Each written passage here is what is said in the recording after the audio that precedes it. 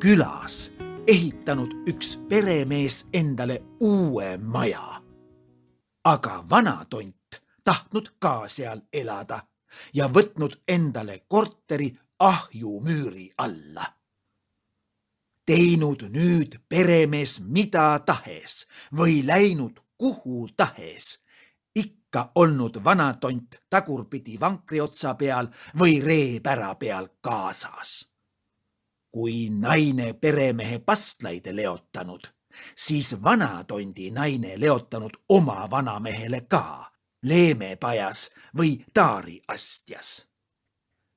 Peremehe isu oli sest täis saanud ja ta küsinud targa käest, kuidas temast lahti saada.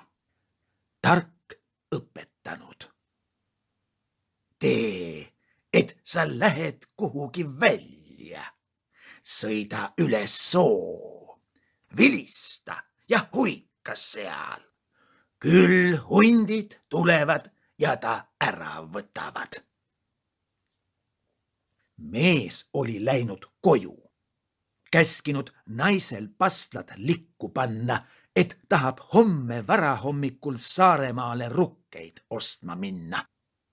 Vana tondi naine kuulnud, et peremees läheb rukkeid ostma, pannud pastlad perenaise taariastjasse likku.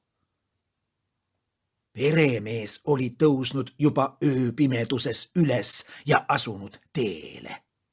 Saanud ree juurde. Vana tont istunud juba tagurpidi reepära peal, et läheb ka.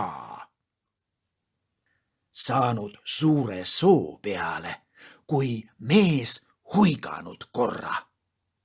Vana tont oli öelnud.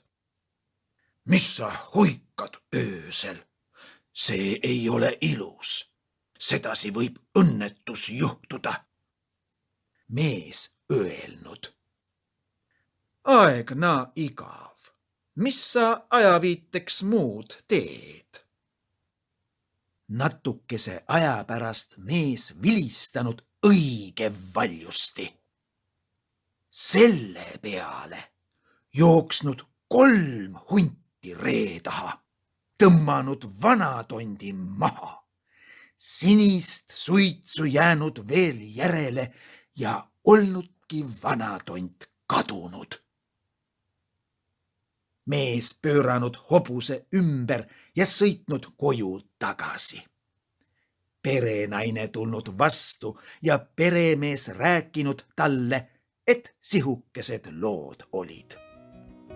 Selle peale läinud vana tondi naine koos lastega ahju alt minema, nii et lusikate ja vaagnate login ja kolin olnud taga.